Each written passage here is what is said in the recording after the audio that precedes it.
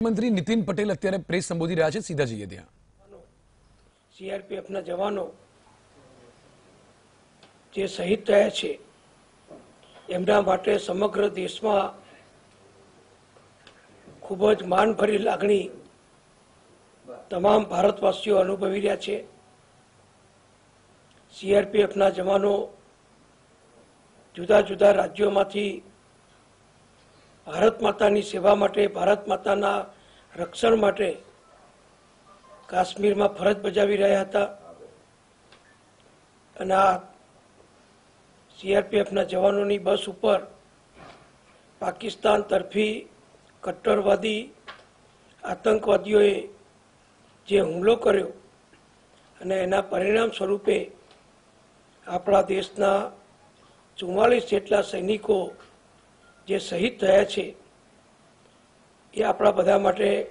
ખૂબ જ દુઃખદ ઘટના છે। સમગ્ર દેશના બધા જ નાગરિકોમાં પાકિસ્તાન તરફ, આતંકવાદીઓ તરફ, કટ્ટરવાદીઓ અને ધર્માંધવાદીઓ તરફ ખૂબ ઉગ્ર રોષની લાગણી છે। કોઈ પણ છાપું, ટીવી ચેનલ અત્યારે આ સમાચારોથી ભરેલી છે અને સમગ્ર દેશ આ શહીદ પરિવારોને અનેક રીતે મદદરૂપ થવા માટે, આ શહીદ પરિવારોનું માન સન્માન અને એમનું આ બલિદાન દેશ માટે એમણે જે આપ્યું છે એને વધારવા માટે કરોડો ભારતીયો જુદા જુદા પ્રકારે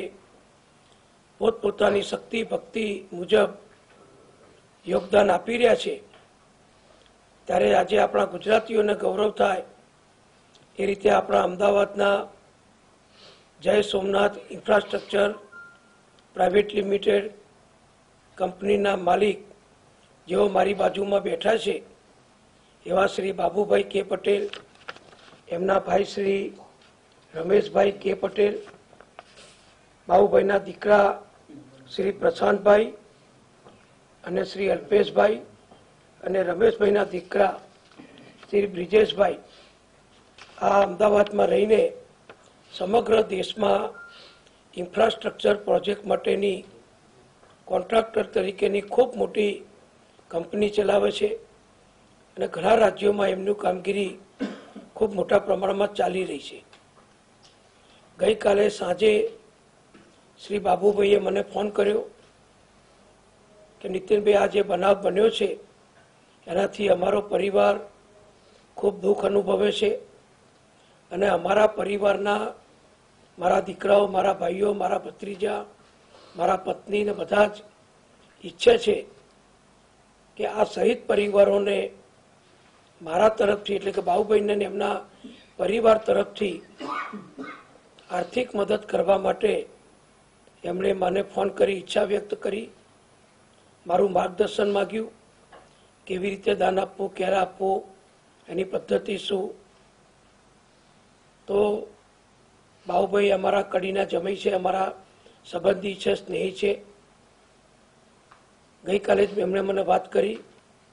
અને રાત્રે મેં વિચાર કરી અને આપ સૌ મીડિયાના મિત્રોને આજે મારી આ ચેમ્બરમાં જે સરકારી કામગીરી માટે હું હંમેશા જ્યાંથી પ્રેસ કોન્ફરન્સ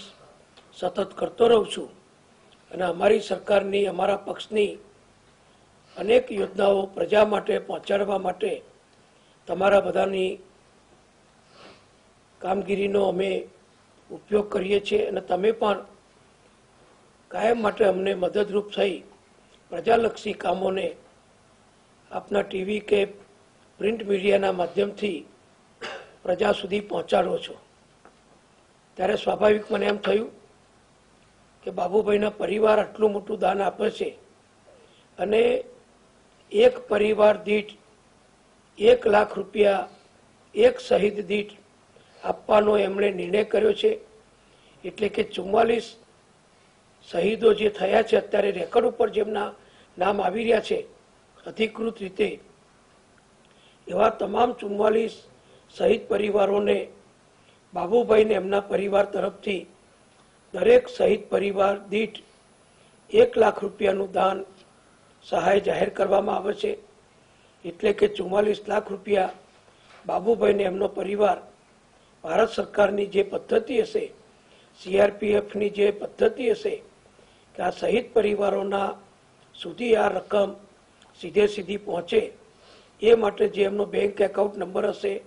અથવા જે પદ્ધતિ નક્કી કરી હશે એ પદ્ધતિ પ્રમાણે તાત્કાલિક તુરત જ દરેક પરિવારને 1 લાખ રૂપિયાના રકમના ચેક અથવા ડ્રાફ્ટ બાબુભાઈ તરફથી મોકલી આપવામાં આવશે. આ વાત ગુજરાત માટે, ગુજરાતીઓ માટે અને સર્વ નાગરિકો માટે આપણે દેશ પ્રેમ માટે કેટલી ઉત્કંઠ લાગણી ધરાવીએ છીએ. ભારત માતાના સંતાન તરીકે આપણા બધાના જ મનમાં આપણા શહીદ સીઆરપીએફના જવાનો પ્રત્યે કેટલી બધી અનુકંપાની, સંવેદનશીલતાની